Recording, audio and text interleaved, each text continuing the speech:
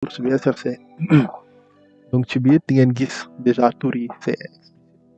di ngeen am code yi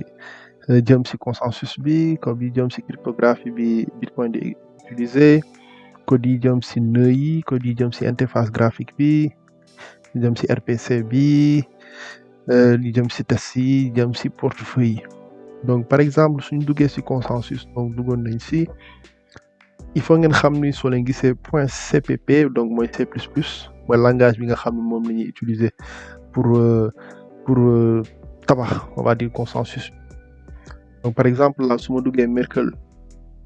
xam ngeen ci vidéo yi ñu leen wanoon mining bi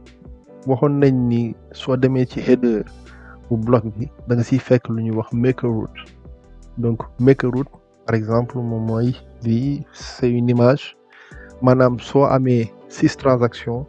da nga leen di hacher benn bu nekk après nga hacher leen 2 par 2 ba ñu jox la benn hash léegi hash yooyu nga hacher leen 2 par 2 ba ñu jox la benn hash enfin nga am benn hash unique pour transaction yëpp yi nekk suuf léegi ñoom comme li ñuy préciser fii nii ci warning bii nii mais que Bitcoin c'est spécial étant donné que parfois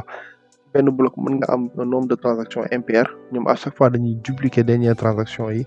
mun leen permettre ñu am ay nombre pair jusqu'à am benn hash lépp. Donc on vous avait parlé aussi de SHA 256 donc utilisation bi mu ngi fii gars yi ni la ñuy créer donc maker root bi après dugal ko ci bloc bi hacher ko et tout donc suñu delloo toujours consensus bi ñu dem xool lan par exemple vérification transaction yi comment ça se passe. Donc qu'est-ce qu'on a ici? Vérification basée sur nlog time. Nlog time mooy temps bi nga xam ne moom la ñuy bloquer ay bitcoin de temps ñu confirmer ko wala par exemple Alice mën na yónnee ay bitcoin Bob mais en mettant une condition genre balaa Bob di mën a débloquer bitcoin yi il faut que une semaine jàll. am na beneen sax système boo xam ni c'est pas il faut que une semaine jàll mais il faut que Bob remplir yeneen conditions liées à beneen transaction mais loolu bon on va dire mën nañ si ñëwaat après. su leen gisee lii par exemple BIP 68 donc BIP c'est Bitcoin Improvement Proposal maanaam cas bii nii c'est lié à benn mise à jour bu kenn proposé woon ba gars yi merger ci Bitcoin source bi ci Bitcoin core bi donc là il faut référence à ça.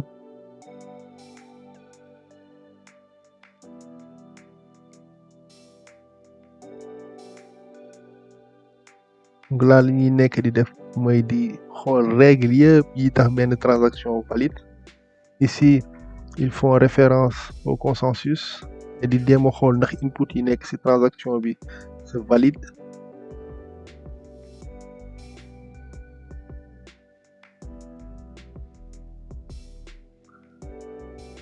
et puis évaluation wu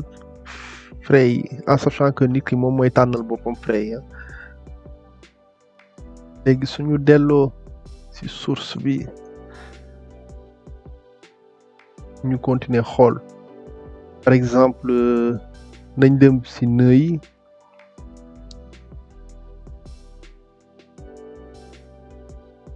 coin tat PSBT bi leen doon wax sànq nœud yi bon mën nañ dugg xool déjà nœud yi ñoom nan la ñuy garder bloc yi fii par exemple gis nañ ni sa nœud moom dafay dem ibbi on va dire historique bloc yi nga xam ni yow moom nga yor après mu dem lire leen day dem hacher ko ba pare vérifier ndax hash bu mu yor c'est le même que on va dire hash bi nekk ci bloc bi ensuite mu def différentes modifications mu vérifier checksum boobu noonu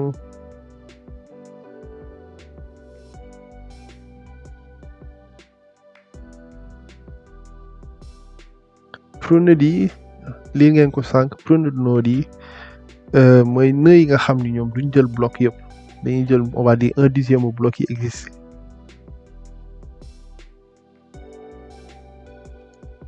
fonction bii nii c'est pour trouver position au bloc bi est-ce que moom mooy last bi nga xam ni gars yi ñoom dinañ si mën a construire beneen bloc par le dessus. Donc position bi on va dire hauteur bi mooy fii ni height.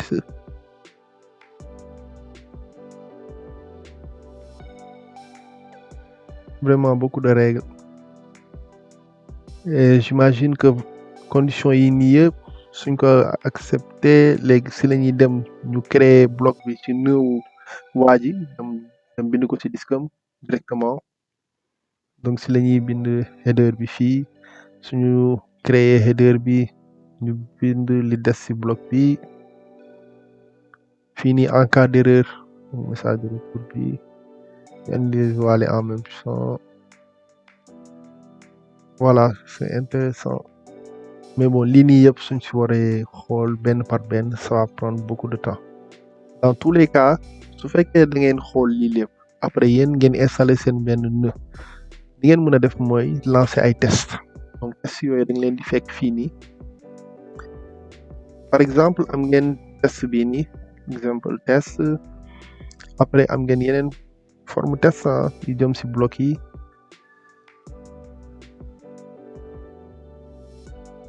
am ngeen test pour tester li ñuy wax RBF mooy replace by fee maanaam nga yónnee benn transaction nga gis ni transaction bi ça fait une journée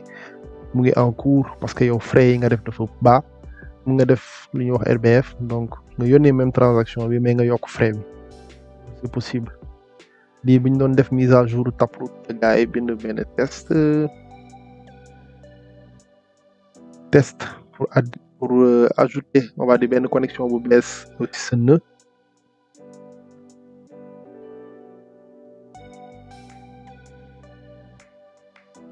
fii pour tester I2P pour tester message yi voilà test yi moom bëri na léegi su ma jëlee par exemple bii nii bii bokk na si ñu laajoon pour dugg chain code lab donc bii comme ni ngeen ko gisee bon c'est écrit en Python donc c'est plus facile à lire dañuy créer 3 nœuds léegi ñu jël nœud 0 moom mooy njëkk a synchroniser wu après ñu connecter nœud 0 ak nœud 1 après ñu synchroniser leen ñoom ñëpp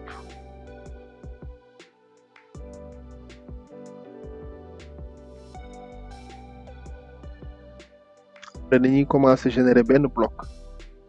mais benn bloc à partir de benn head qui était défini en bas mooy head 11 bii nii lii nii su xasee ba am gaa li ñuy def mooy dañuy connecter donc node 2 node 1 fii nii en sachant que node 0 bi mu créer bloc bi éparpillé na ko léegi dañuy xool ndax su ko jàllalee ñëpp dinañ ci jot léegi fii nii dañuy vérifier est-ce que node 2 jot na ko de node 1 en sachant que node 1 moom si boppam jotoon na ko de node 0 ainsi de suite léegi normalement yow su fekkee da nga installé wala da nga build Bitcoin Core ba nga lancer test bi nii tout doit être bien quoi. voilà donc gis nañ yëpp yi nga xam ni moo nekk fii pas yëpp mais bon majeure partie des choses yi nga xam ne mën nañ ko fekk ci Bitcoin Core. léegi nag ce qu'il faut savoir mooy que ku nekk mën na contribuer donc man mii nga xam ni on va dire je suis développeur autodidacte mais depuis quelques années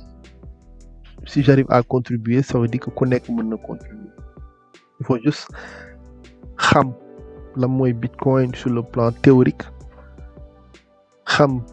fonctionnement bi wala boog organisation wu repo bi nii et enfin xam nan la ñuy contribuer te pour loolu gars yi ñoom ils ont écrit documentation pour wax étape par étape comment est-ce qu'il faut faire qu'est-ce qu'il faut éviter de faire et voilà quoi li ma leen doon wan sànq par rapport ak tag yi